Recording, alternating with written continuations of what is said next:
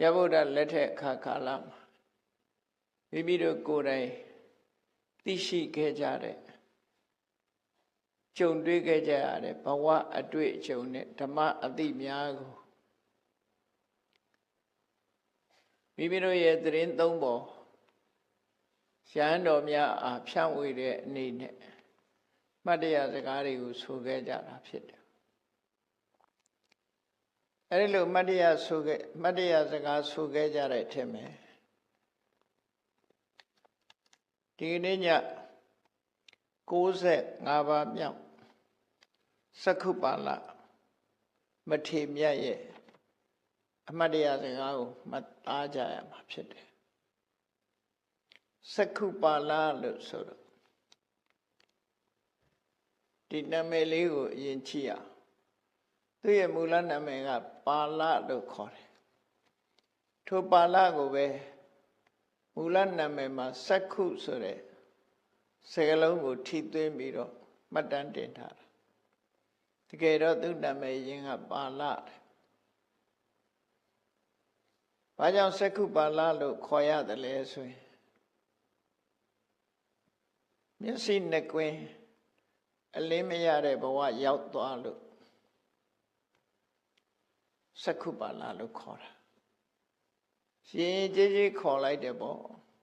မျက်စိနဲ့ဆက်ပြီးချိုယွင်းနေလို့မျက်စိဆိုတဲ့စကားလုံးလေးထည့်ပြီးတော့မျက်စိပါဠလို့ဒီလိုအဓိပ္ပာယ်မျိုးရတယ်နော်ဗမာပြည်မှာလည်းအဲ့လိုအခေါ်လေးရှိတယ်လူတွေမှာကွဲပြားခြားနားအောင်ခေါ်ကြတာတွေလှုပ်ကြတာတွေရှိတယ်ပေါ့နော်ဥက္ကမောင်ဆိုတဲ့လူက2ယောက်ဖြစ်နေတဲ့အခါမှာတယောက်ကစကားပြောရင်နှာသံပါလို့နှာခင်မောင်လို့ခေါ်တယ်အဲ့လိုခေါ်တာလည်းရှိတယ်တယောက်ကဒူလာယောဂဆွဲနေတော့ဒူလာခင်မောင်တဲ့ဟုတ်အယက်ဒီမှာခေါ်တတ်တာကိုပြောပြတာပါနော်အဲ့ဒါလို့တစုံတစ်ခုကိုဆွဲပြီးတော့ခေါ်တတ်တယ်လို့ပဲရှေးကလည်းပဲမှတ်တမ်းတင်တဲ့အခါမှာပါဠကိုမျက်စိပါဠလို့ခေါ်လိုက်တာမျက်စိမှာချွင်းချက်ရှိနေတာကိုဖော်ပြတဲ့အနေနဲ့ခေါ်လိုက်တဲ့သဘောပဲအဲ့တော့စက္ခုပါဠမထေရကသူ့ရဲ့အမှတ်တရစကားကတော့သူ့ရဲ့စိတ်ထက်ပြင်းထန်မှုနဲ့ပတ်သက်ပြီးတော့ဖော်ပြတဲ့စကားတစ်ခုပဲသူကလွန်စိတ်ထက်ပြင်းထန်တယ်သူတော်ကောင်းပုဂ္ဂိုလ်ဖြစ်သည့်အတွက်ပေါင်းသင်းဆက်ဆံရေးနဲ့ပတ်သက်တဲ့အခါမှာသူကခေါင်းမာတယ်တာမန်ပုဂ္ဂိုလ်မဟုတ်ဘူးသူကယဟန္တာပုဂ္ဂိုလ်ကြီးခေါင်းမာတယ်ဘူးဆိုရင်ဖယုံမသိဘူးလို့ပြောတယ်ဗမာတွေကနော်ဘူးလို့ညင်းတွယ်လိုက်လို့ရှိရင်နောက်ထပ်ပြင်လို့မရတဲ့ပုဂ္ဂိုလ်ခေါင်းမာတယ်လို့ခေါ်ကြတယ်သူပြောလိုက်တဲ့အမှတ်တရစကားဟာတမန်ပုဂ္ဂိုလ်တွေအတွက်တော့ခေါင်းမလွန်တဲ့စကားလို့တဏိဋ္ဌံကြီးမားတဲ့စကားလို့ပြောလို့ရတာပေါ့သို့တော့သူ့အနေနဲ့ကဒါဆုံးဖြတ်ချက်ပဲရဲရဲဝံ့ဝံ့ဆုံးဖြတ်တဲ့အဓိပ္ပာယ်နဲ့သူပြောတာဇလံသူ့ရဲ့ဇတ်ကြောင်းကိုတစ်စေတစ်စောင်းဖော်ဆောင်ကြည့်တဲ့အခါမှာသူပြောတဲ့အမှတ်တရစကားရဲ့အဓိပ္ပာယ်ကိုသိနိုင်မှာဖြစ်တယ်သူပြောလိုက်တဲ့စကားကတော့ဘာလို့ဆိုအန္ဒောဟံဟနနိတောသမိသူဟာမျက်စိကန်းနေတယ်တဲ့မျက်စိနှစ်ဖက်လုံးပျက်စီးသွားပြီတဲ့အန္ဒောဟံဟန္တနိတောသမိဟတနိတဆိုတာမျက်စိပြက်သွားပြီဒါကြောင့်မို့အန္ဒောကန်းနေတယ်တခါတခါအန္တကန်းတယ်လို့ဆိုတာအမှောင်ထဲမှာလဲလူတွေကကန်းတယ်နော်မမြင်အောင်ဒါပဲမျက်စိကွယ်လို့ကန်းတာမဟုတ်ဘူးမှောင်ထဲမှာကန်းတာဒါကြောင့်မို့လို့လူတွေကမမြင်မကန်းဆိုတဲ့စကားလုံးကိုသုံးတာရှိတယ်နော်မမြင်ဘူးဒါဖြင့်ကန်းနေလို့လားဆိုတော့မကန်းပါဘူးမှောင်နေလို့မမြင်တာအဲ့ဒါကိုသုံးတဲ့အခါမမြင်မကန်းနဲ့မမြင်မကန်းစန္ဒဝါဝါသွားရတယ်ဆိုတဲ့ဗမာစကားဟာ မျက်စိကန်းနေလို့မြင်တာမမြင်တာမဟုတ်ဘူးမောင်းနေလို့မမြင်တာအဲ့ဒါကိုမမြင်မကန်းလို့ခေါ်တယ်မမြင်ဘူးကန်းလည်းမကန်းဘူးပေါ့အခုကတော့အဲ့ဒါလို့မဟုတ်ဘူးအန်တော်ကန်းနေတယ်မှောင်ထဲရောက်လို့ကန်းတာမျိုးမဟုတ်ဘူးမမြင်လို့ကန်းတာမျိုးမဟုတ်ပဲနဲ့ဟတ္တနစ်တော်မျက်စိနှလုံးဟာပြတ်သွားပြီဟတ္တနစ်တော်သမိငါမှမျက်စိနှလုံးပြတ်သွားပြီကန္တာရဒါနပက္ခန္တောဝေးလံတဲ့ခရီးဒေသတစ်ခုကိုသူကဖြတ်တန်းနေတာမျက်စိနှကွင်းအလင်းမရတဲ့ပုဂ္ဂိုလ်ဖြစ်ပေမဲ့လို့ရှိလျားတဲ့ဘေးရန်အန္တရာယ်ထူပြောတဲ့လမ်းခရီးကိုဖြတ်တန်းနေစေဖြစ်တယ်ပေါ့အဲ့ဒါလို့ဖြတ်တန်းနေတာသူ့ရဲ့အခြေအနေကိုသူကသူပြောပြတာသူဟာကန္တာရခရီးကိုဖြတ်တန်းနေတာဖြစ်တယ်မျက်စိမမြင်မဲနဲ့ကန္တာရခရီးကိုဖြတ်တန်းနေတာတယမနောပိကိစိတံသူဟာ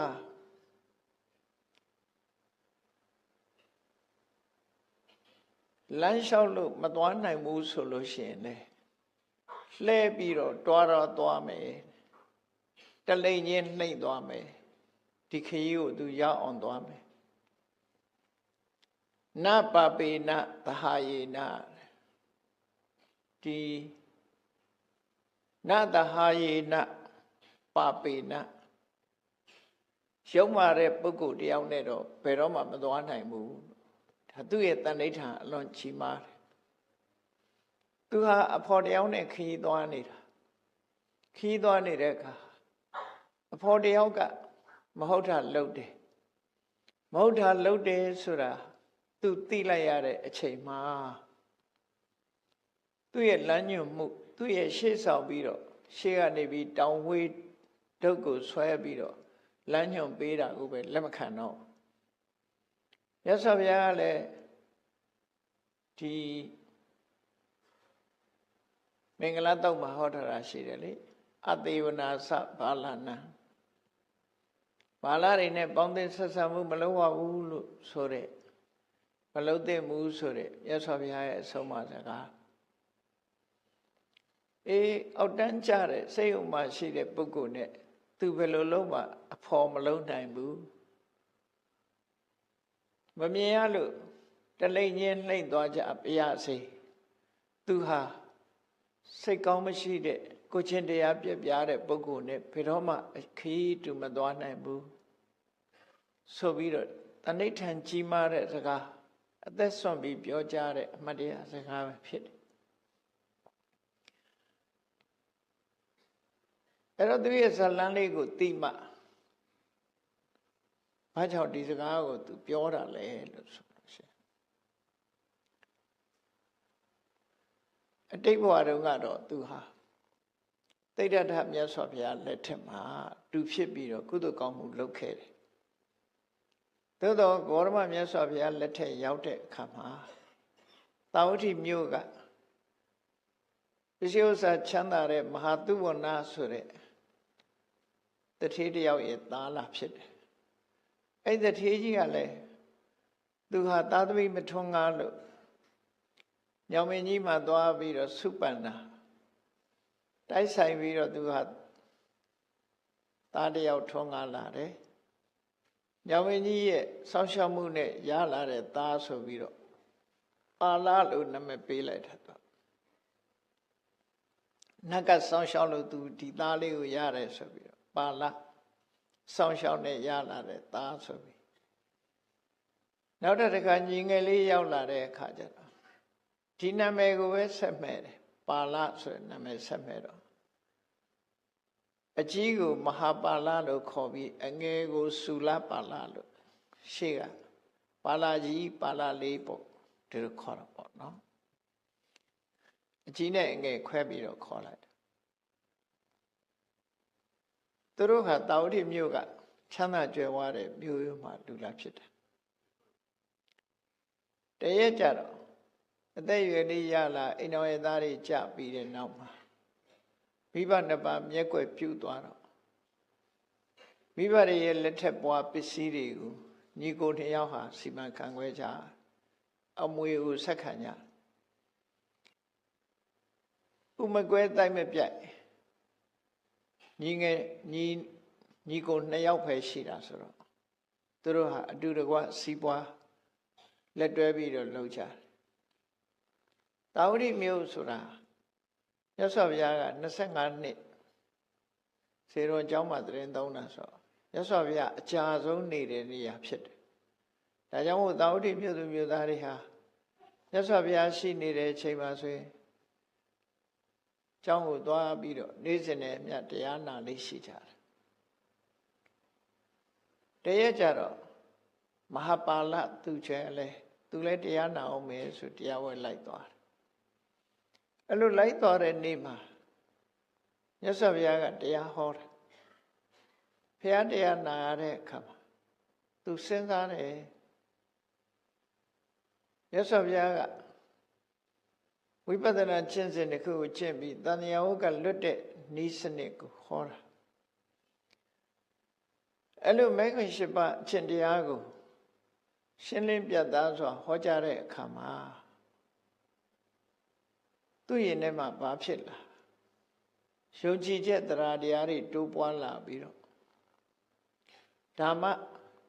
လူဘဝရချိုးနှက်မှာပဲဒီလိုနေလို့ငါတို့တမ္မာအဖြစ်တော့တရားဓုတရားမြတ်မရနိုင်ဘူး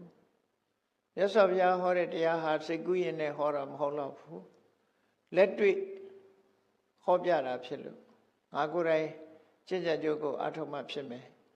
အထုတ်ခြင်းနဲ့စိတ်တွေထက်ထက်တန်တန်ဖြစ်လာထက်ထက်တန်တန်ဖြစ်လာတဲ့အခါမှာတရားပွဲပြီးတော့မြတ်စွာဘုရားစီကိုလျှောက်တယ်အရှင်ဘုရားတပည့်တော်ယဟန်ဝတ်ခြင်းနဲ့ဆိုတော့မြတ်စွာဘုရားကအေးပန်ကြားထိုက်တဲ့ပုဂ္ဂိုလ်ရှင်သူစီမှာခွင့်ပန်ပြီးတော့မှလာခဲ့ပါလို့ဆိုတော့အိမ်ပြန်သွားတယ်အိမ်ပြန်သွားပြီးသူ့ရဲ့ပိုင်ဆိုင်တာတွေထိုခေတ်ကတော့အိန္ဒိယရဲ့ထုံတန်းစင်လာကဘာတော့ဆိုလို့ရှိရင်သားသမီးမထွန်းကားလို့ရှိရင်အမျိုးသမီးတွေကသိပ်ပိုင်ဆိုင်ခွင့်မရှိကြဘူးအိန္ဒိယထုံးစံနော်အဲ့တော့သူတို့ညီကိုနှစ်ယောက်ကပစ္စည်းကိုပိုင်တာဖြစ်တော့သူပိုင်တဲ့ပစ္စည်းတွေကိုသူ့ညီကိုအလုံးလွှဲတယ်သူ့ညီကိုအလုံးလွှဲလိုက်တော့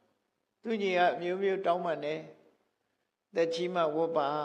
ကုမောပါနဲ့အောင်ညီကိုနှစ်ယောက်ဟာဥမကွဲတတ်ပဲပြည့်မိဘလက်ထက်ကပစ္စည်းတွေနဲ့စီမံခန့်ခွဲပြီးနေကြတာနောက်ဆုံးဘယ်လိုမှပြောမရသူညီအသက်ကြီးမှဝတ်ပါဆိုဘာပြောတော့ဆိုငါညီမင်းစဉ်းစားချီတဲ့စရာစိစရိတာဟွန်တိဟထပါဒအနတ္တပါအသက်ကြီးသွားတဲ့ပုဂ္ဂိုလ်တယောက်အိုမင်းရွတ်တော့သွားပြီဆိုလို့ရှိရင်ကိုခြေကတောင်ကိုစကားကိုနားမထောင်တော့ဘူးကထံသောဝိဟတထာမောကထံဓမ္မစရိတ္တိအဲ့ဒါလို့ကိုခြေကိုလက်ကတောင်ကိုစကားနားမထောင်ဘူးဆိုတာအသက်အရွယ်ကြီးတဲ့ပုဂ္ဂိုလ်ဟာဒီနေရာခြေတော့လှမ်းမယ်ဆိုပေမဲ့လို့လှမ်းမိချင်မှလှမ်းမိတာလွဲသွားလက်မြောက်ချင်ပေမဲ့လို့လက်ကမြောက်ချင်မှမြောက်လာအဲ့ဒါလက်တွေခြေတွေကစားပြီးကိုခိုင်းတဲ့အတိုင်းမလုပ်တော့ဘူးလို့ဆိုလို့တယ်နော်ကိုခိုင်းတဲ့အတိုင်းမလုပ်ဘူး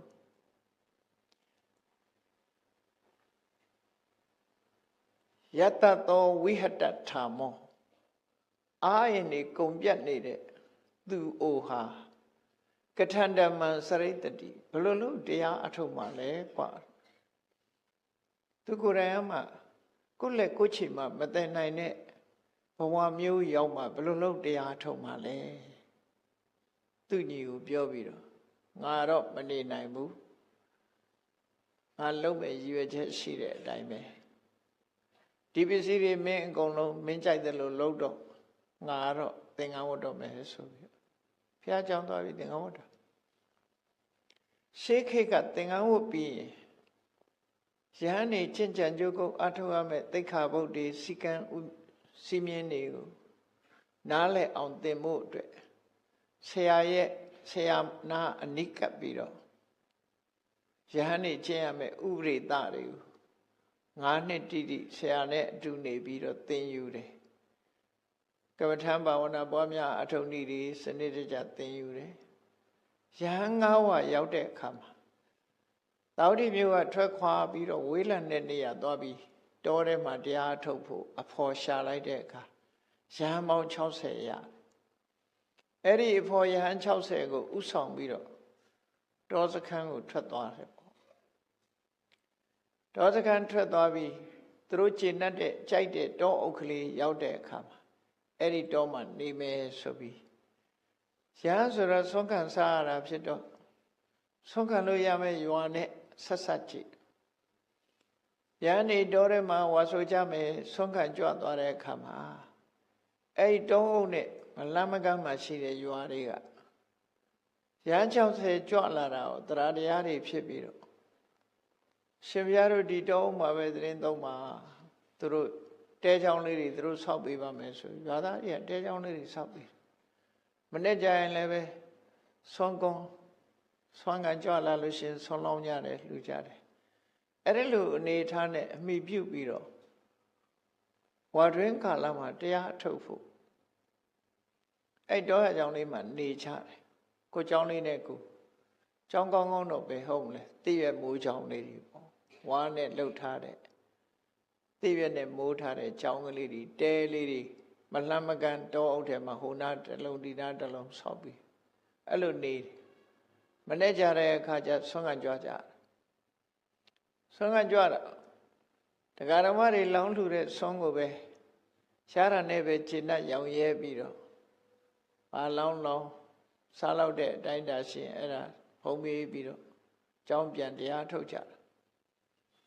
မဟာပါဠိဟာဇွဲကောင်းကောင်းနဲ့တရားထုတ်လိုက်တာဝါဆိုလာကနေစအားထုတ်လိုက်တော့ဝါကောင်းလာပြီးကြော်ပြီးတော်တဲ့လားဝါမကျွတ်ခင်ဝါလေလောက်ရောက်တဲ့အချိန်မှာသူ့မှာမျက်စိယောဂဖြစ်လာတယ်မျက်စိယောဂဖြစ်လာတော့ရွာသူရွာသားတွေကမျက်စိကုသတတ်တဲ့ဆေးဆရာခေါ်ပြီးတော့ပေးတယ်အဲ့သူတို့ခေတ်ကလည်းပဲမျက်စိကုတာမျက်လုံးထဲကိုမျက်စင်းခတ်တာမဟုတ်ဘူးနှာခေါင်းထဲမှာဆေးထည့်တယ်အဲ့ဒါလို့ဆေးထည့်တဲ့အခါထိုင်ရဲမထည့်ရဘူးအိပ်ပြီးတော့မှထည့်ရအဲ့ဒီအာယုဗေဒနီးနဲ့မျက်စိယောဂကိုသူကကုပေးသို့တော့မဟာပါဠိမထေရမှာဘာတဏိဋ္ဌံချထားတော့ဆို3 လတိတိငါကြောမခင်ဘူးထိုင်မယ်နေမယ်လမ်းလျှောက်မယ်ဈဉ္ညာသွားမယ်လက်အိတ်တဲ့ဣရိယာပုတ်တစ်ခုလုံးဝပဲဖြတ်ထားပြီးတော့အဲ့ဒါလောက်ထိအောင်သူကြိုးစားအထုတ်တယ်ဘယ်တော့မှကြောခင်းပြီးတော့မအိတ်ဘူးထိုင်မယ်မတရမယ်လမ်းလျှောက်မယ်ဒီ3မျိုးနဲ့ပဲသူနေမယ်ဆိုပြီးအထုတ်နောက်ဆုံးမှသူ့မျက်စိယောဂဟာမပြောက်လာစနစ်တကျမကုသသည့်အတွက်ကြောင့်မပြောက်တော့ပိုဆိုးလာဆေးဆရာကလည်းပဲလက်လွတ်သွားပြီဒီတိုင်းဆိုရင်ဒီမျက်စုပြက်လိုက်မယ်ပေါ့ဆေးဆရာလည်းတောင်းအောင်မယူတော့ဘူးအဲ့ဒီအခါမှာသူဟာတဏိဋ္ဌာအလွန်ကြီးမားတယ်တရားထူရဖို့ပဲစိတ်ထဲမှာထားတယ်မျက်စိပြက်တာမပြက်တာသူတောင်းအောင်မဟုတ်ဘူးခေမဆိုင်ဘူးဆိုပြီးသူကသူမေကွန်းထုတ်တယ်အဲ့ဒီမေကွန်းထုတ်တာဟာမေကွန်းထုတ်ပြီးတော့သူဆုံးဖြတ်ချက်ချတာမျက်နှိုးပြီးတန်ဖိုးရှိတဲ့ငါမျက်လုံးတွေဟာပျက်စီးသွားခြင်းသွားပါစေငါရဲ့နားဟာလည်းကန်းကျင်ကန်းသွားပါစေငါခန္ဓာကိုယ်မှာရှိသမျှဘယ်အင်္ဂါရပ်ပဲဖြစ်ပါစေပြည့်ချင်ပြည့်ပါစေမင်းဘာဖြစ်လို့တရားလုပ်ငန်းအဋိဋ္ဌံထားတာကိုဖျက်ရမှာလဲမဖျက်နဲ့လို့သူကသူအားပေးစကားပြောတယ်နော်ဘာဖြစ်လို့ဖျက်ရမှာလဲမဖျက်နဲ့ မျက်လုံးပြက်သွားတော့ဘာဖြစ်လဲနားကန်းသွားတော့ဘာဖြစ်လဲခန္ဓာကိုယ်ကအင်္ဂါရက်တွေပျက်စီးသွားတော့လည်းဘာဖြစ်လဲဒါတွေကိုဂရုမစိုက်နဲ့တရားပဲအားထုတ်လို့ဆိုပြီးစတဲ့တဘူကြိုးစားပြီးတော့အားထုတ်လိုက်တာသူဟာဝါမကျွတ်ခင်မှာပဲတညာလုံးအားထုတ်တော့မျက်စိကလည်းမျက်ရည်တွေထွက်လာမျက်စိယောဂါကပူပြီးဆိုးမျက်စိတွေကျိန်းဆက်ပြီးတော့နာနဲ့မိုးမလင်းခင်လေးမှာမျက်စိကကွယ်သွားတယ်အဲ့ဒီမျက်စိလည်းကွယ်သွားတယ်သူတဏ္ဍာမှာရှိတဲ့ကိလေသာအာသဝတွေလည်းကင်းသွားပြီးသူယဟနာဖြစ်သွားတယ်မျက်စိလည်းပြတ်တယ်ယဟနာလည်းဖြစ်တယ်တပြိုင်တည်းလိုဖြစ်သွားတယ်အဲ့တော့မျက်စိကွယ်တာဟာတမန်အပြင်ကြည့်မယ်ဆိုရင်တော့တရားအထုတ်လို့ကွယ်တယ်လို့ထင်ကောင်းထင်လိုက်သို့တော့တရားအထုတ်လို့ကွယ်တာမဟုတ်ဘူးမျက်စိယောဂဖြစ်ရတာကိုကတရားအထုတ်လို့လားလို့ဆိုဒီလိုတည်းမဟုတ်တရားအထုတ်ခြင်းကြောင့်ဖြစ်ပေါ်လာတာအကြောင်းတစ်ခုသာလည်းဖြစ်တယ်အကြောင်းဆိုတာနှစ်ခုရှိတယ်မူလအကြောင်းနဲ့ပံ့ပိုးမှုအကြောင်းလို့သူတို့ဆိုတနည်းအားဖြင့်ပြောရင်ဖြစ်စေတတ်တဲ့အကြောင်းနဲ့အကူအညီအကြောင်းပေါ့သူ့ရဲ့မူလအကြောင်းကတော့အတိတ်ကသူအကုသိုလ်တစ်ခုကျူးလွန်ခဲ့တာဖြစ်တယ်ပံ့ပိုးတဲ့အကြောင်းတွေကတော့သူဟာကျမ်းမာရေးကိုဂရုမစိုက်ဖဲနဲ့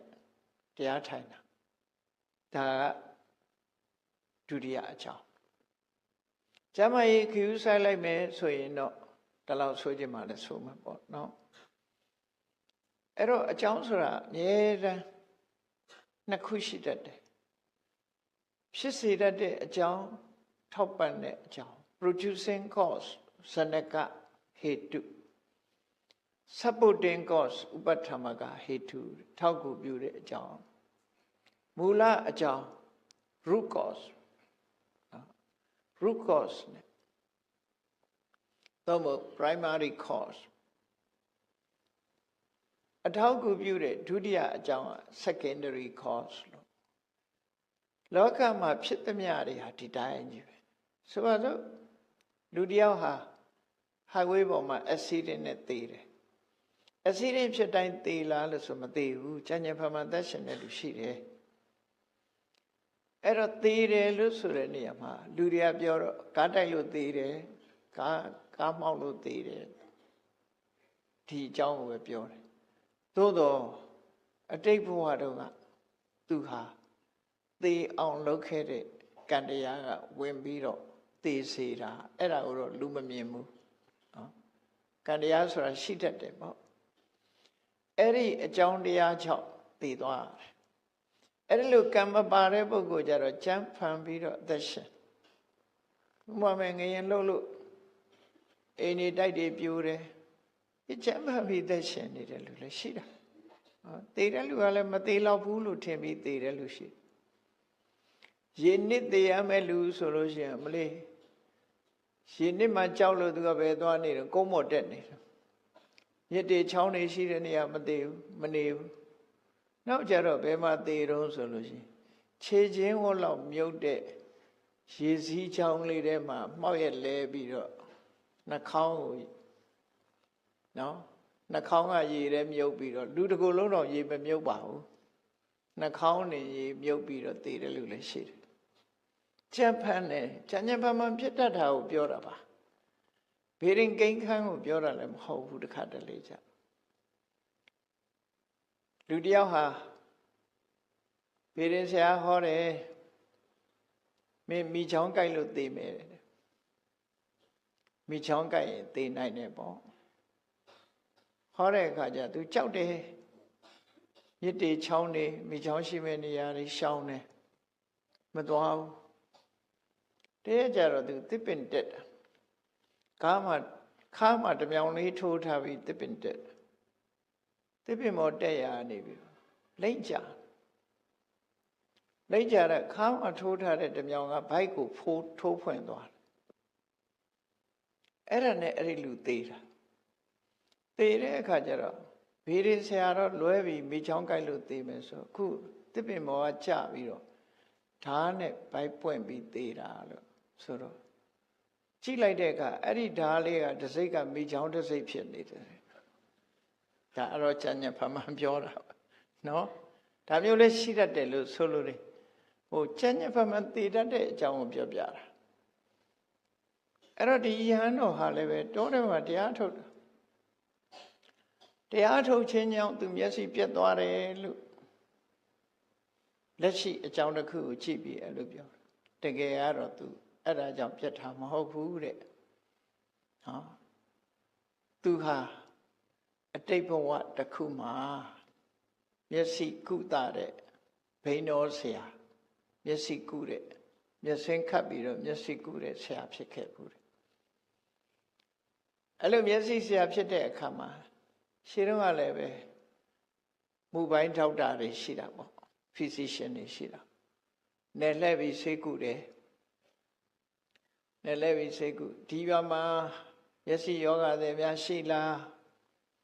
ရွာတရွာရောက်တိုင်းမေးတယ်မျက်စိယောဂတွေရှိလားရှိတယ်အေးဆေးကုခြင်းနဲ့ဆိုရင်ကုပေးမယ်မျက်စိယောဂကုခြင်းနဲ့ဆိုလို့ရှိရင်ပြပါသူကြည့်ပါမယ်ဆရာကုပေးရွာတရွာရောက်တော့အဲ့တိုင်ပဲမျက်စိယောဂရှိလားဆိုအမျိုးသမီးတယောက်ရှိပါတယ်မျက်စိကုမယ်ဆရာရောက်လာတယ်ဆိုပြီးတော့ကုမယ်ဒီဆရာနဲ့ကုကြည့်မယ်ဆိုပြီးတော့အဲ့ဒီအမျိုးသမီးရဲ့မျက်စိယောဂလည်းဆရာပေါင်းကိုစုံနေမပြောက်ဘူးမပြောက်တော့သူမျက်စိကိုပြောက်အောင်ကုနိုင်မဲ့လူလို့သိမထင်ဘူးလူဆိုတာမထင်လို့ရှိရင်စကားလွန်အောင်ပြောတတ်တယ်အဲ့တော့အမျိုးသမီးကမျက်စိကုမလားလို့ဆိုတော့ကုမယ်ပေါ့အေးကုမယ်ဆိုလို့ရှိရင်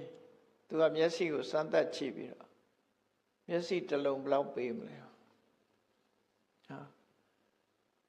စေဘဝကညှိနှိုင်းကြတယ်ညှိနှိုင်းတဲ့အခါကျသူကပြောင်းအောင်ကုနိုင်မယ်မထင်တော့ဘာပြောတော့အောင်လေးဆရာရဲ့စကားပြောမနေစမ်းပါနဲ့ကျမမျက်စိပြောင်းအောင်ကုနိုင်ရှိတဲ့ပစ္စည်းပုံအပ်ပြီးလူကိုယ်တိုင်ကြုံခံမှမယ်စကားဆိုတာအလွန်ကြုံမပြောအောင်သူပြောလိုက်တယ်အဲ့မျိုးတပည့်အဲ့ဒါကောင်းပြီနှုတ်ကတိပေါ့စာချုပ်တော့မချုပ်ပါဘူးနော်ကိုနှုတ်ကတိနဲ့လက်ခံလိုက်စေဝါဖော်ဆက်တယ်ဖော်ဆက်ပြီးတော့မျက်စိကွင်းနဲ့ဆေးတို့မျက်စင်းခတ်တာတွေတို့ဖော်ဆက်ပြီးတော့မျက်စိရောအကုတယ်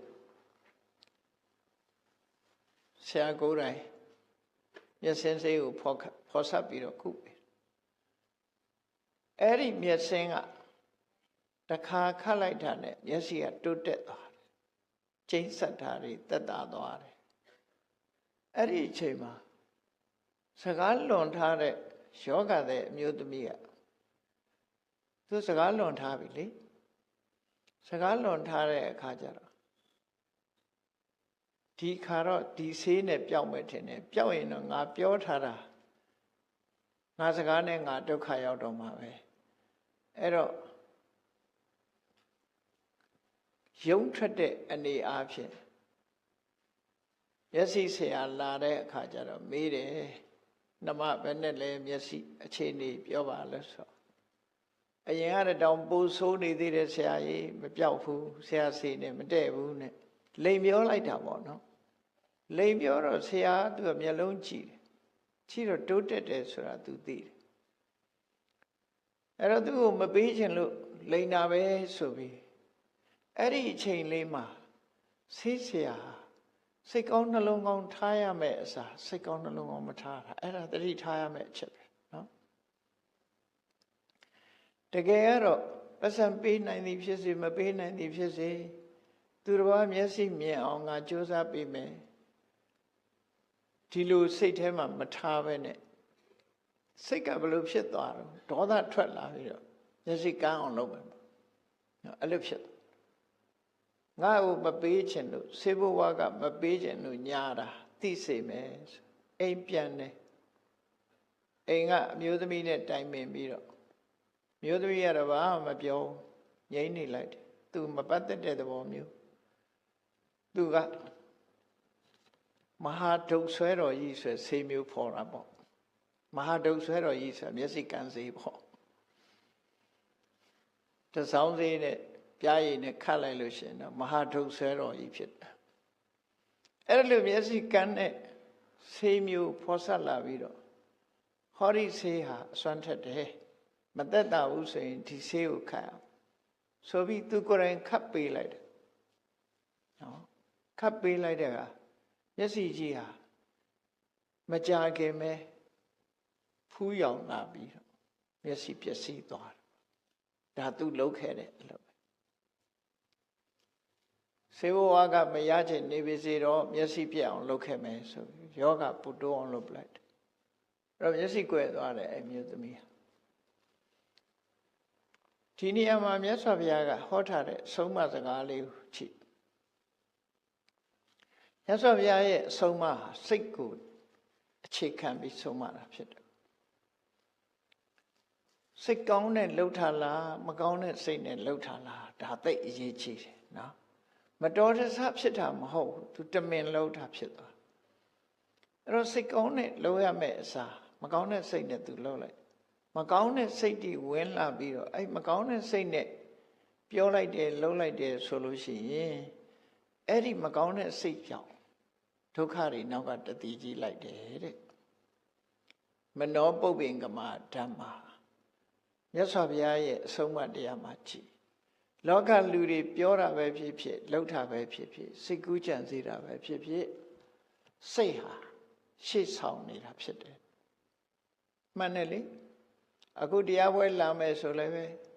တရားပွဲသွားအောင်မယ်ဆိုစိတ်ကအရင်ဖြစ်တာပဲထိုစိတ်ဓာတ်ကြောင့်မို့လို့တရားပွဲရောက်လာတာဖြစ်တယ်အဲ့တော့ဘယ်ကိစ္စပဲဖြစ်စကားတစ်ခုပြောမယ်ဆိုရင်အကောင်းပြောပြောအဆိုးပြောပြောစိတ်ကအရင်လှုပ်တယ်သွားရလာတာလည်းစိတ်ကနေအရင်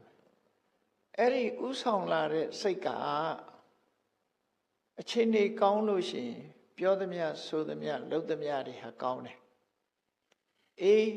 ဒေါသနဲ့တွဲဖက်လာလို့တစ်ဖက်သားကိုပျက်စီးစေလို့တဲ့စေရနာဆိုနော်ဆိုးရတဲ့စိတ်ဓာတ်တွေဝင်လာပြီးတော့ပြောတယ်ဆိုတယ်ဆိုရင်တော့ထိုလုပ်သမျှတွေဟာနောက်ကနေပြီးတော့ဒုက္ခဆိုတာမွေးဖွားလာပြီးမှသိချဖြစ်တယ်အဲ့ဒါကိုမြတ်စွာဘုရားဟောတာမနတ္တာစေပဒုဋ္ဌေနဘာတတိဝါကရောတိဝါစိတ်ဆိုးစိတ်မိုက်နဲ့လှုပ်လိုက်မယ်ဆိုရင်ပြောလိုက်မယ်ဆိုရင်တဲ့တတောနံဒုက္ခမတွေတိအဲ့ဒါလို့စိတ်ဆိုးစိတ်မိုက်အခြေခံပြီးတော့ပြောလိုက်လှုပ်လိုက်လို့ရှိရင်ဆင်းရဲဒုက္ခတွေကနောက်ကနေလိုက်နေမှာပဲဥပမာဘာနဲ့တူတုံးဆိုရင်လှဲ့မှာကထားတဲ့နွားရဲ့နောက်ကနေပြီးတော့လိုက်ပြီးဒုက္ခပေးနေတဲ့အရာလိုပဲလက်မှာကတ်ထားတဲ့နွားကြီးဟာရှေ့တိုးရင်လည်းပခုံးကိုတဘိုးကကြိတ်တယ်နောက်ဆိုရင်လည်းလှဲတုပ်ကပေါင်ကိုပုတ်တယ်အဲ့တော့ရှေ့တိုးလို့လည်းဆင်မပြေဘူးနောက်ဆုတ်လို့လည်းဆင်မပြေဘူးလှဲပင်းကြီးကဒုက္ခပေးပြီးနောက်ကနေကပ်ပါနေတယ်ဒီလိုအဓိပ္ပာယ်စက္ကံဝဝဟတောပဒနောက်ကဒုက္ခတွေလိုက်နေမှာပဲလို့မြတ်စွာဘုရားစိတ်ကိုအခြေခံပြီးတော့ဟောပြောဆုံးမတာဒါကြောင့်ဘုန်းကြီးတို့တွေဟာကိုလှုပ်တဲ့အလုပ်လေးတစ်ခုဟာစိတ်ပေါ်မှာမူတည်တာမို့မကောင်းတဲ့စိတ်တွေဝင်နေတဲ့အချိန်မှာမပြောလိုက်မိဖို့မလှုပ်လိုက်မိဖို့ကိုယ့်ကိုထိန်းချုပ်အောင်တတိထားအောင်ဖြစ်တယ်စိတ်ထဲမှာဖြစ်ယုံကဒီလောက်မဆိုးသေးဘူးနှုတ်ကထုတ်ပြောလိုက်လို့တစ်ဖက်သားထိခိုက်သွားမယ်လှုပ်လိုက်ကင်လိုက်လို့တစ်ဖက်သားအကျိုးပျက်စီးသွားမယ်ဆိုရင်ဒါဟာသူများပျက်စီးသွားခြင်းသည်ကိုယ်ပျက်စီးဖို့အတွက်လာတော့မယ်ဆိုတာထင်ရှားတယ် reaction ဆိုတဲ့သဘောတရားသူများကိုကျိုးအောင်လုပ်လိုက်တဲ့ကိုကျိုးမယ်သူများကိုကမ်းအောင်လုပ်လိုက်တာကိုကမ်းဖို့ဖြစ်လာမယ်ဒီလိုဆိုလို့ရတယ်ပေါ့နော်ဒါကြောင့်မလို့စိတ်ထဲကမကြည်မနှက်ဖြစ်နေလို့ရှင်မပြောနဲ့အောင်မလုံးနဲ့အောင်ကိုယ်စိတ်ကိုပဲနိုင်အောင်ချုပ်တီးပြီးတော့နေတခါမြန်မာပြည်မှာဘုရားဘာသာဝင်တွေဖြစ်ပေမဲ့လို့တချို့ဟာအတွေးလွဲတာတွေရှိတတ်တယ်ပေါ့ ဒီနေရာမှာ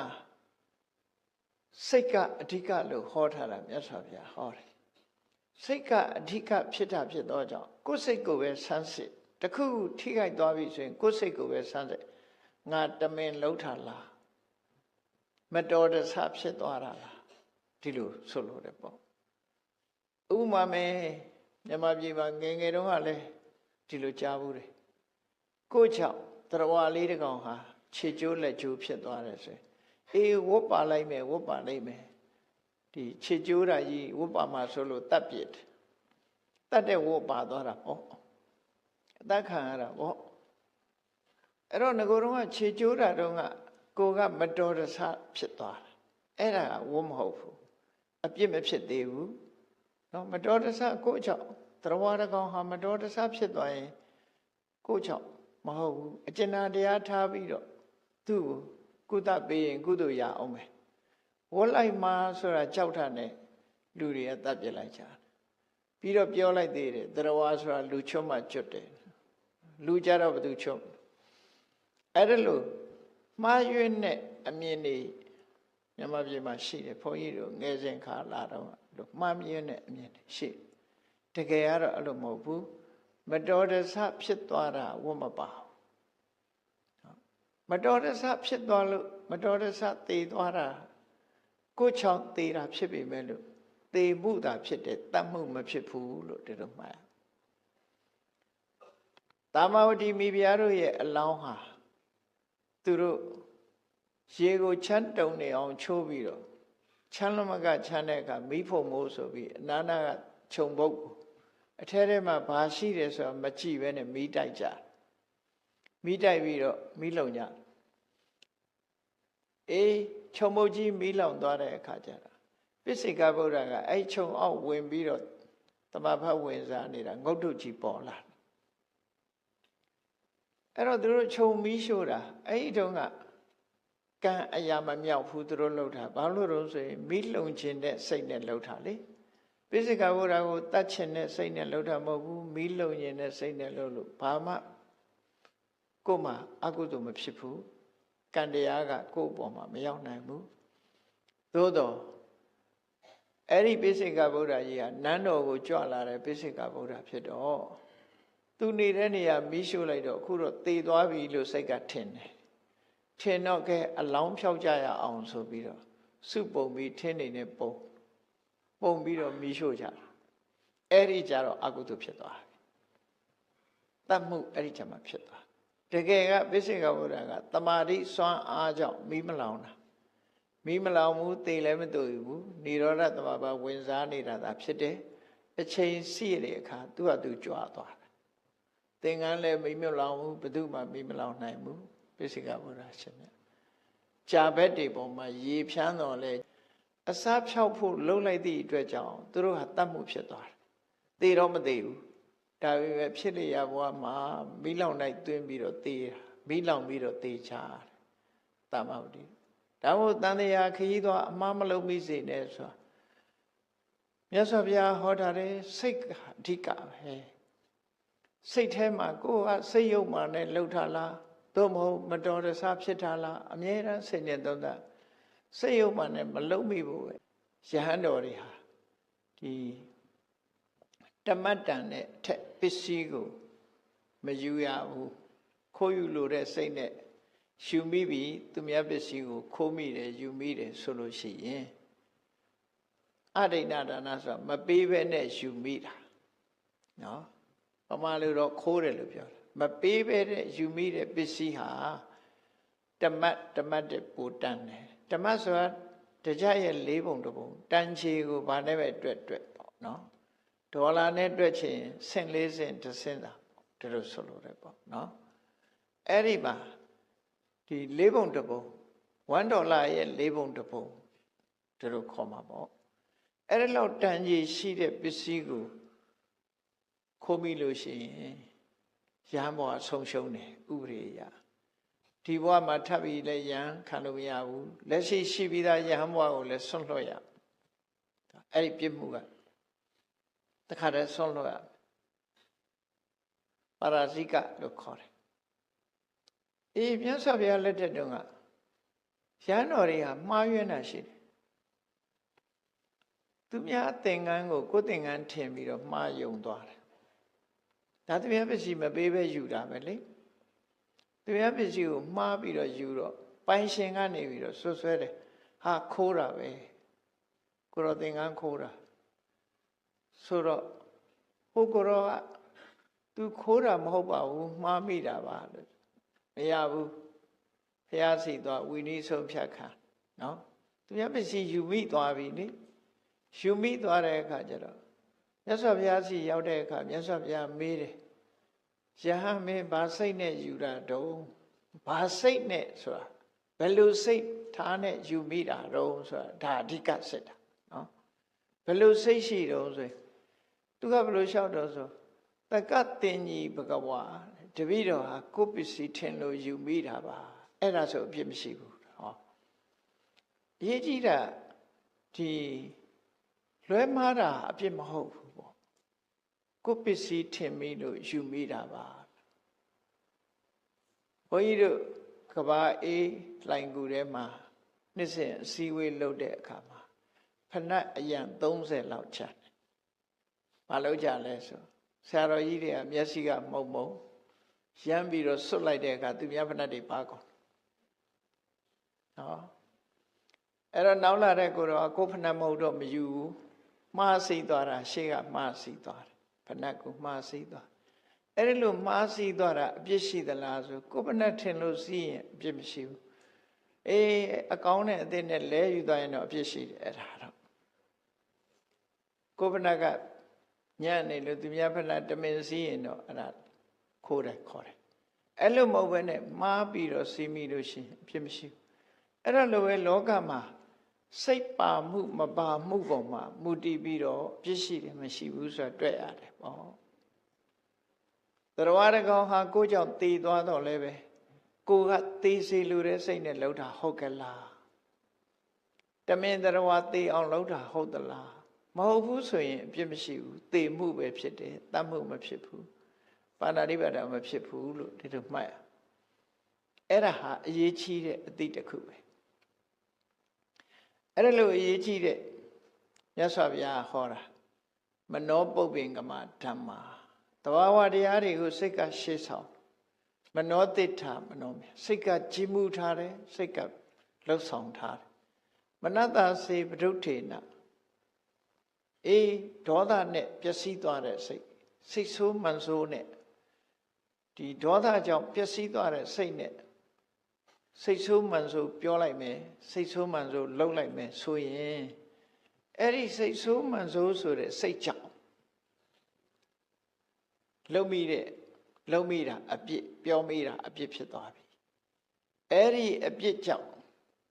နောက်ကနေပြီးအကျိုးဆက်တွေဟာပါလာတော့မှာပဲတတောနံဒုက္ခမနွေတိအဲ့ဒါမတ္တမအရေးကြီးတယ်နော်မတ္တမအရေးကြီးတယ်အဲ့တော့ကိုယ်စိတ်ကိုဖြူစင်အောင်ထားနိုင်ကိုယ်စိတ်ကိုဖြူစင်အောင်ထားနိုင် intentionally killing ဆိုတမင်သက်သက်စေရနာနဲ့လှုပ်တာမျိုးမဟုတ်ဘူးတမင်သက်သက်စေရနာနဲ့တတ်တယ်ဆိုလို့ရှိရင်ပြည့်ရှိတယ်စေရနာနဲ့တမင်သက်သက်သူများဟာမှန်သိရင်ယူတယ်ဆိုရင်ဖြစ်တယ်အာရိဏရဏဖြစ်တယ်အဲ့ဒါလို့ပေါ့အဲ့ဒါလို့ intention ဆိုတဲ့ရည်ရွယ်ချက်စေရနာတွန်းအားမပါဘဲနဲ့အမှတ်တမဲ့လုံးမိတာတွေအပြစ်ရှိတယ်လို့ပြောလို့မရဘူးဒါပေမဲ့ तू ပြောလိုက်တာကအပြစ် तू လုပ်လိုက်တာကအပြစ်တော့အပြစ်ပဲဒါပေမဲ့အပြစ်မရှိဘူးလို့သူတို့ဆိုတယ်အဲ့ဒါကိုသတိထားမှတ်သားကြဖို့လိုတယ်ပေါ့ဘယ်အရာပဲဖြစ်ဖြစ်စိတ်ယုတ်ဒီမကောင်းတဲ့စိတ်နဲ့ပြောတယ်မကောင်းတဲ့စိတ်နဲ့တစ်ဖက်သားပျက်စီးအောင်ပြောတယ်တစ်ဖက်သားပျက်စီးအောင်လုပ်တယ်တစ်ဖက်သားပျက်စီးအောင်ပြောဆိုလုပ်ကင်မှုငါလိန်လိုက်လို့ရှိရင်သူအကျိုးစီးပွားပျက်စီးသွားမယ်ဒီလိုသိရတဲ့နဲ့လိန်လိုက်တယ်ဆိုရင်တစ်ဖက်သားထိခိုက်သွားတယ်ဆိုရင်ဒါတွေကြတော့အပြစ်ရှိ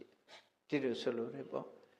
အဲ့ဒါလိုမဟုတ်ဘဲနဲ့ကိုအမှန်မသိလို့အမှန်ထင်ပြီးပြောလိုက်တာကြအပြစ်မရှိဘူးဒီလိုဆိုလို့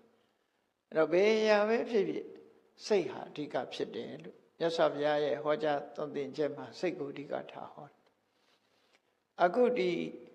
မျက်စိကုတဲ့ဆေးဆရာဟာတမင်တက်တက်မျက်စိကန်းအောင်သူလုပ်လိုက်တာဖြစ်တယ်မေတ္တာနဲ့ယောဂပြောက်အောင်ကုသပေးရမယ့်အစားဆေးဘဝါကနဲ့ပတ်သက်ပြီးမကျေနပ်လို့တမင်တက်တက်မျက်စိကန်းအောင်လုပ်လိုက်တယ်အဲ့ဒီမျက်စိကန်းအောင်လုပ်လိုက်တဲ့စေတနာဆိုးကြောင့်သူဟာဖြစ်လျက်ဘဝမှာမျက်စိကန်းရတယ်နောက်ဆုံးရဟန္တာဖြစ်မဲ့ဘဝရောက်လာတာတောင်မှပဲမျက်စိကန်းသွားရတယ်တဲ့ဒါကိုမြတ်စွာဘုရားပြန်ဟောတာမျက်စိကန်းသွားရတယ်အေးဒီဘဝမှာတော့ကြည့်တော့တရားအထုတ်လို့ကျမ်းမာရေးကိုဂရုမစိုက်လို့မျက်စိကန်းတယ်လို့ပြောကြတယ်ပေါ့နော်တကယ်ကတော့အခုလောက်ရဟာသူ့ကိုမျက်စိကန်းစေတဲ့ primary cause ပဲဖြစ်တယ်ပေါ့ဒီအကြောင်းတရားမူလအကြောင်းတရားဖြစ်တယ်အဲ့ဒီမူလအကြောင်းတရားကိုခရီးမဆိုင်တဲ့အကြောင်းတရားနဲ့ပေါင်းစပ်လိုက်တဲ့အခါကျမျက်စိဆုံးရှုံးခြင်းဆိုတဲ့အကျိုးထွက်လာဒီလိုဖြစ်တယ်အဲ့တော့အဲ့ဒီလိုမျက်စိပြတ်သွားတဲ့အခါမှာနောက်ကြတော့အဲ့ဒီရွာလူတွေကစိတ်မကောင်းဖြစ်ကျောင်းကိုဆုံးကုန်းပို့ပေးတယ်သူ့ရဲ့အဖော်ရဟန်းတွေကလည်းစိတ်မကောင်းဖြစ်ကြတယ်သို့တော့သူဟာဆရာဆိုတော့တရားဆက်လက်ဟောပြောပြီးသူ့အတွက်နဲ့သူများကိုဒုက္ခမရောက်အောင်သူပဲတရားပဲနှလုံးသွင်းပြီးတော့မျက်စိနှစ်ကွင်းလည်းမရတဲ့ဘဝမှာကျောင်းမှာပဲနေတယ်ဝါကျွတ်ပြီးဆိုတဲ့အခါမှာရှေးကယဟန်တွေထုံတန်းဆင်လာတော်ရဲလာပြီးတော့တရားထုတ်တယ်ဆိုတာ3လတာမြတာနေကြတာဖြစ်တယ်ဝါကျွတ်တာနဲ့တပြိုင်နက်ဘုရားအစီကိုသွားကြမယ်အဲ့ဒါလို့ဝါကျွတ်လို့ဘုရားအစီကိုသွားကြမယ်လို့သူ့နောက်လိုက်ယဟန်တွေကသူ့ကိုပန်ကြားတဲ့အခါမှာကိုရောတို့ပဲကြွကြသူမလိုက်တော့ဘူးသူဟာမျက်စိမတန်ဘူးဒါကြောင့်မို့လို့မျက်စိမမြင်ဘူးသူနဲ့သွားနေလို့ရှိရင်ခီးကြမ်းကြလိုက်မယ်လို့ဟိုယဟန်တွေကအမျိုးမျိုးတောင်းပန်နေသူတို့ဆောင်းလျှောက်ပြီးခေါ်သွားပါမယ်ပြောလို့မရဘူးသူများကိုဒုက္ခမပေးချင်ဟောစိတ်ဓာတ်ဘလောက်ကောင်းတော့အဲ့ကြသူများကိုဒုက္ခမပေးချင်ဘူးဒါကြောင့်မို့ကိုရောတို့ပဲကြိုတင်သွားနေကြဖះကိုမိမိတို့ရလာတဲ့တရားဓုတရားမြတ်တွေရှောက်ပြီးတော့သူ့အကြောင်းကိုလည်းရှောက်လိုက်ပါတာဝတိမြို့မှာဘယ်လမ်းမှာသူ့ညီဆုလပါလားဆိုတာရှိတယ်အဲ့ဒီကတယောက်ယောက်လွှတ်လိုက်လိမ့်မယ်အဲ့ဒီကျမှသူ့ဖော်နဲ့လာမယ်လို့မှားလိုက်တာရဟန်းတွေကပြန်ကြွသွားကြတယ်လမ်းကလည်းအလွန်ဝေးတယ်အန္တရာယ်လေးရှိတယ်ဒါကြောင့်မို့လို့အဲ့ဒီလမ်းကျောရဟန်းတော်တွေပြန်သွားပြီးသာဝတိရောက်တဲ့အခါမြတ်စွာဘုရားအကျိုးကြောင့်လျှောက်ပြီးမြို့ရဲဆုံးကံဝင်ရင်သူ့ညီကိုအကျိုးကြောင့်ပြောပြလိုက်တယ်အဲ့တော့သူ့ညီကသူ့ရဲ့သား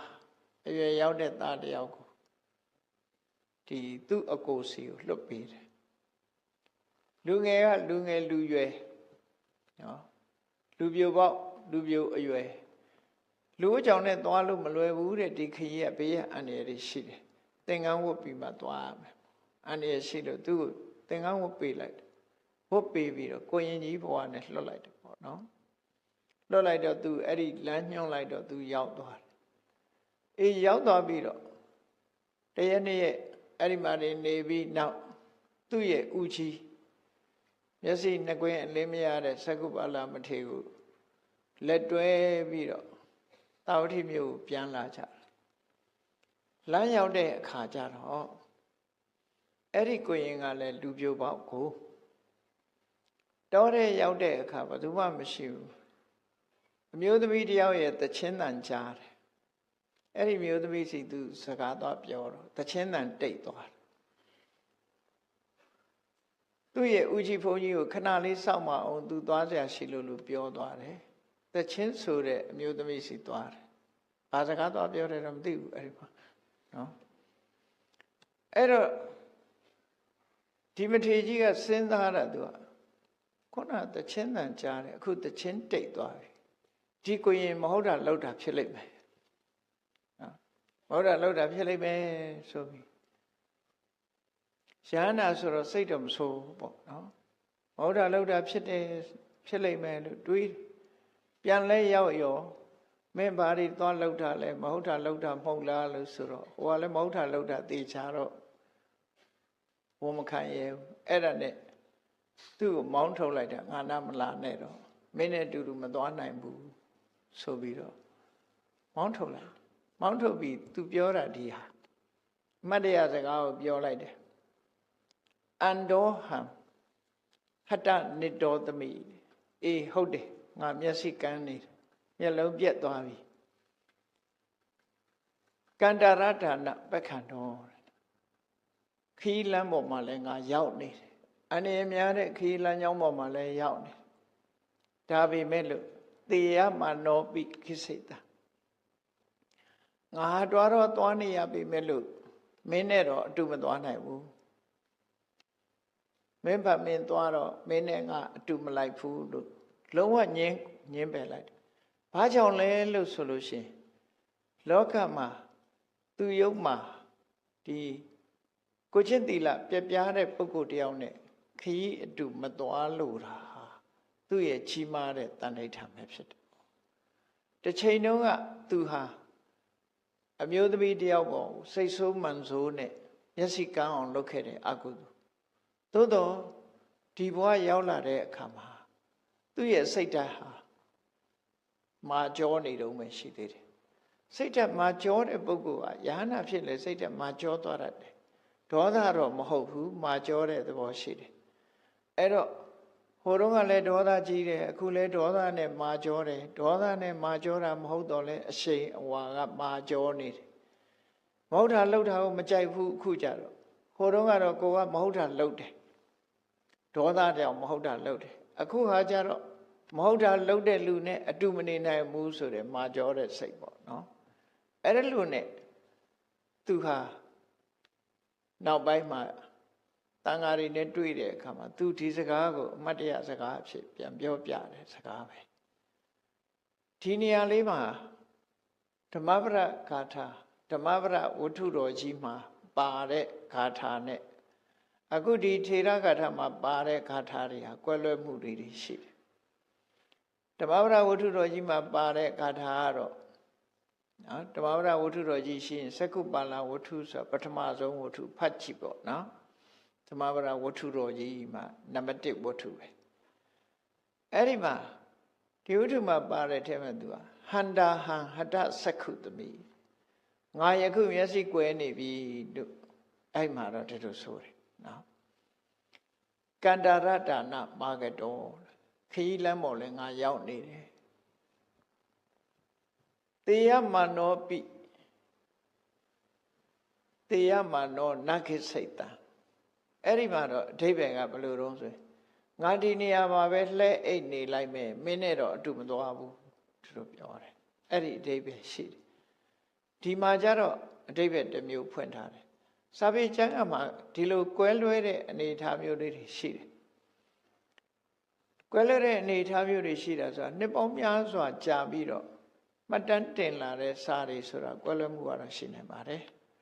တရေစာထုတ်တဲ့အကြောင်းအရာတောင်မှပဲမနေ့ကအကြောင်းအရာကနေထုတ်လွဲခြင်းလွဲသေးတာပဲနော်အခုလိုစာပေတွေဆိုတာကတော့နည်းနည်းပါးပါးလွဲတာချော်တာတွေကတော့ရှိပါတယ်အဲ့ဒီမှာအဓိပ္ပာယ်ချင်းကြတော့များစွာကွာခြားမှုမရှိဘူးအေးယန္နာပုဂ္ဂိုလ်ဖြစ်သွားတဲ့အခါမှာသူ့ရဲ့ကြီးမားလာတဲ့တန်ထိတ်ထံကတော့မကောင်းတဲ့လူနဲ့အတူမသွားချင်းရုပ်ပါတဲ့ပုဂ္ဂိုလ်တွေနဲ့အသက်ပဲအသေးခံပဲသူ့ရဲ့ကုညီမှုကိုလုံးဝမလိုလားဘူးဆိုတဲ့ပြင်းထန်တဲ့စိတ်ဓာတ်နဲ့သူဟာတော်ထဲမှာဒီလိုတယောက်တည်းရပ်တည်နေခဲ့တာဖြစ်တယ်အဲ့ဒါလိုရပ်တည်နေတဲ့အခါမှာသူ့ရဲ့သီလသူ့ရဲ့ကိုချင်းတရားရဲ့တကိုးကြောင့်နတ်တွေကမနေနိုင်ဘူးတရားမင်းကြီးကဆင်းလာပြီးတော့ခီးသွားရအောင်ဆောင်ပြီးသူ့နာကခြေတံပေးတော့ဘသူလဲလို့မေးတော့တပည့်တော်ခီးသွားပါဗျာဆိုတော့သွားလို့ပြောတော့ရှင်ဘုရားတဲ့ဘယ်ကြွမှာတော့တာဝတိပြည်သွားမှာတာဝတိပြည်သွားရင်တပည့်တော်လည်းအဲ့ဒီသွားမှာပဲတူတူသွားတာပေါ့တပည့်တော်ရှင်ဘုရားကိုခေါ်သွားပါရစေဆိုဒုက္ခရောက်လိမ့်မယ်တဲ့ငါမျက်စိမမြင်ဘူးတဲ့ကိုလန်းကိုသာသွားပါဆိုမဟုတ်ပါဘူးဗျာတပည့်တော်ကုသိုလ်ရခြင်းလို့ပါရှင်ဘုရားနဲ့အတူသွားပါရစေပါဆိုပြီး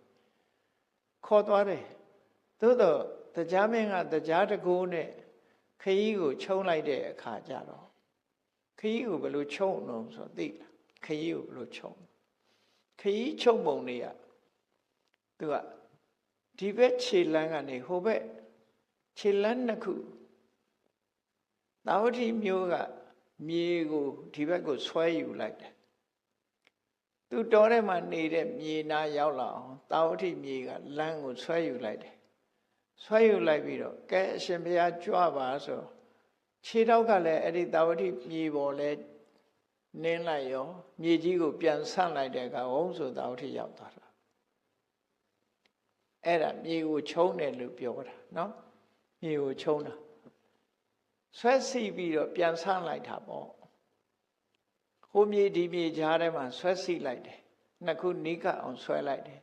ဆွဲပြီးတော့ပြန်ဖြန်းလိုက်တဲ့အခါကျတော့ပါသွားပြီလေဟိုဘက်ကိုဝုန်းကနေပါသွားတယ်မကြဘူးခြေတလန်းနှလန်းလှမ်းရတာရှိသေးတာဝတိမျိုးကသုတညံတန်နေကြားနေရ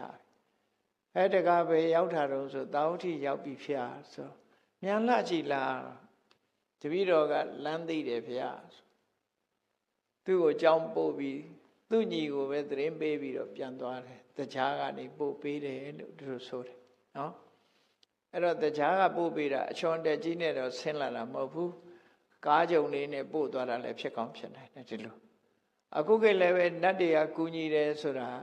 အချွန်တက်နဲ့ဆင်းလာရင်ထွက်ပြေးမှာပေါ့ကြောက်ပြီးတော့လေအဲ့ဒါလို့မဟုတ်ဘူးကိုသွားခြင်းတဲ့လမ်းကိုမိတ်ဆွေဖြစ်စေတခြားသိတဲ့လူမသိတဲ့လူကပဲဖြစ်စေခီးကြုံလို့တင်းခေါ်ပြီးပို့ပေးသွားတယ်ဆိုရင်အဲ့ဒါနတ်တွေကအကူညီတာပဲဖြစ်မှာပေါ့ကျန်စစ်မင်းသားကျန်စစ်မင်းနော်ကျန်စစ်သားဒီနောရမင်းကြီးကဒဏ်ခတ်လို့မြက်လို့ထွက်ပြေးရတဲ့အချိန်မှတော့ကဆိုလဲဒီလိုပဲလေမဲမဟာဂိရိဆူတောင်းပဲမဲမဟာဂိရိနတ်ကနေသူ့ကိုကူညီခဲ့တာတန်ဃာတဲ့သားဖအယောင်ဆောင်ပြီးတော့ဟိုဘက်ကန်းကိုပို့ပေးခဲ့တယ်အဲ့ဒါလည်းနတ်ကလုပ်ပေးတာလို့ဆိုနော်ကုန်းရှိတဲ့နေရာကိုငှက်တံပေးပြီးတော့လမ်းပြပေးတယ်ဒါလည်းနတ်ကလုပ်ပေးတာလို့ဆိုတယ်နောက်ကြတော့အဲ့ဒါလို့ကူညီမှုတွေရှိတတ်တယ်ဒါကြောင့်မလို့နတ်တွေကိုအုံသီးငပြောသီးကြည့်မယ်မဆွဲနဲ့သူတို့မစားဘူးအမျှဝေပေးရတယ်ကိုလုံးတဲ့ကုသိုလ်ကောင်းမှုကိုအမျှဝေမေတ္တာပို့တယ်အမျှဝေတယ်ဆိုလို့ရှိရင်သူတို့ရဲ့ကုညီဆောင်ရှောက်မှုကိုရတယ်ပေါ့ဒီလိုဆိုတာနော်မြတ်စွာဘုရားကိုယ်တိုင်ကဟောတာတာတန်ဒက္ခိဏမာရိတိအဲ့ဒီနတ်တွေကိုအမျှပေးဝေရတယ်တဲ့အမျှပေးဝေလိုက်လို့ရှိရင်ဒေဝတာနုကံပိတောပောတောသရာဘတ္ထာနိပတ္တိအမျှပေးဝေလို့ရှိရင်နတ်တွေကကျေးဇူးတင်ပြီးတော့မိခင်ဖခင်ကသားသမီးကိုစောင့်ရှောက်တယ်လို့နတ်တွေကစောင့်ရှောက်တတ်တယ်ဒါပေမဲ့လို့အိမ်မက်ပေးပြီးစောင့်ရှောက်တာမဟုတ်ဘူးအစဉ်ပြေအောင်ခုလိုကိုမသိပေမဲ့အစဉ်တပြေဖြစ်အောင်လုပ်ပေးသွားတယ်ဒေဝတာနုကံပိတောပောတောသရာဘတ္ထာနိပတ္တိနတ်တွေရဲ့စောင့်ရှောက်မှုခံရတဲ့ပုဂ္ဂိုလ်ဟာဘဝမှာအစဉ်ပြေနေတတ်တယ်ဒါကြောင့်မို့လို့နတ်တွေကိုမြတ်တမ်းပေးဝေရတယ်အာကာသထသဗုမထဒေဝနာဂမဟိဋ္ဌိကာတေပိအမေနုရခန္တုအာရောဂေနဒုခေနသာအာတနာရိယတုတ်ကောင်းကင်ဘုံမှာရှိတဲ့နတ်တွေမြေပေါ်မှာရှိတဲ့နတ်တွေတကိုးရှိတဲ့နဂါးတွေငါတို့ကိုကျမ်းမာအောင်သက်ရှင်အောင်ဆောက်ရှောက်ပါစေဆိုတာကုသိုလ်ကောင်းမှုတွေကိုအမြတ်တမ်းပေးဝေပြီးတော့အခုလိုမေတ္တာပို့တယ်နော်အမျှဝေတယ်ဆိုတာဟာသူတို့နဲ့မိတ်ဆွေဖွဲ့တာပဲဖြစ်တယ်ပေါ့အဲ့ဒီနည်းနဲ့ကုသိုလ်ကောင်းမှုလှုပ်တိုင်းအမျှပေးဝေခြင်းအဖြစ်သူတို့ရဲ့ကုညီဆောင်ရှောက်မှုရတယ်လို့သူတို့ဆိုတယ်ဒါကြောင့်မလို့အခုစက္ခုပါဠမထေမြတ်ဟာအတိတ်ဘဝတုန်းကမှားယွင်းချွတ်ချော်ခဲ့မိတဲ့စေရနာဇိုးနဲ့လောက်ရရဲ့ဒဏ်ခတ်မှုကိုသူခံရပြီးတော့ယဟန္တာဖြစ်တဲ့ဘဝတောင်မျက်စိကွယ်သွားရတယ်ဒါကြောင့်မလို့စေရနာဇိုးနဲ့မလုံးမိအောင်တို့တွေသတိထားကြရမှာဖြစ်တယ်စိတ်ကောင်းစေရနာကောင်းနဲ့ပြောမိဆိုမိဖို့စိတ်ဟာအမတမအရေးကြီးတယ်စိတ်ကောင်းစိတ်မကောင်းတဲ့စိတ်ဆိုးစိတ်ယုတ်တွေဖြစ်ပေါ်လာတယ်ဆိုလို့ရှိရင်မပြောမိဖို့မလုံးမိဖို့ကိုယ့်ကိုထိန်ချုပ်ရမှာပဲဖြစ်တယ်ပေါ့ အေးစိတ်ကောင်းနှလုံးကောင်းပြုပြင်ပြီးတော့မှသာလုပ်ရစိတ်ကောင်းနှလုံးကောင်းနဲ့လုပ်သမျှလဲကောင်းကျိုးချမ်းသာကိုပေးတဲ့အလုပ်တွေဖြစ်တာတစ်ဖက်သားကိုကူညီတယ်ဒုက္ခရောက်နေတဲ့ပုဂ္ဂိုလ်ကိုကူညီပေးတယ်စိတ်ကောင်းနှလုံးကောင်းနဲ့အဲ့ဒါလို့တစ်ဖက်သားအကျိုးစီးပွားမပြတ်ပြောင်းဝိုင်းဝန်းကူညီဆောင်ရွက်ပေးခြင်းဆိုတဲ့ကုသိုလ်ကောင်းမှုတွေလည်းပဲစိတ်ပေါ်မှာမူတည်ပြီးတော့သာဖြစ်တာလို့အဲ့ဒါကိုမှတ်သားနိုင်ယူချဖို့လိုအပ်ရှင်သက္ကုပါဠမထေရမြတ်ရဲ့အမှတ်တရစကားကတော့သူ့ရဲ့ခိုင်မာတဲ့မကောင်းတဲ့လူနဲ့မပေါင်းဘူးဆိုတဲ့အတူမသွားဘူးဆိုတဲ့ခိုင်မာတဲ့စိတ်ဓာတ်ကိုဖော်ပြပြီးပြောတဲ့အမှတ်တရစကားသာလည်းဖြစ်တယ်မကောင်းတဲ့လူနဲ့ပေါင်းခြင်းအပြင်လူတွေဟာကိုယ်စိတ်ဓာတ်ပါပျက်စီးသွားနိုင်တာဖြစ်သောကြောင့်ဒီယဟန္တာပုဂ္ဂိုလ်ကြီးဟာတစ်ချိန်တုန်းကခေါင်းမာတယ်လို့ခုလည်းပဲတဏှိဋ္ဌံကြီးမားတဲ့ယဟန္တာကြီးဖြစ်တယ်ဘုန်းကြီးတို့တွေအမှတ်တရစကားကိုနာယူမှတ်သားပြီးတော့ကိုယ့်ဘဝမှာလည်းပဲအမှားအယွင်းတွေမလုံးမိအောင်တတိဆောင်ညာမှာဖြစ်တယ်လို့ကိုစီတတိထားပြီးအမှားယွင်းမရှိအောင်ကြိုးစားအားထုတ်နိုင်ကြပါစေကုန်သတည်း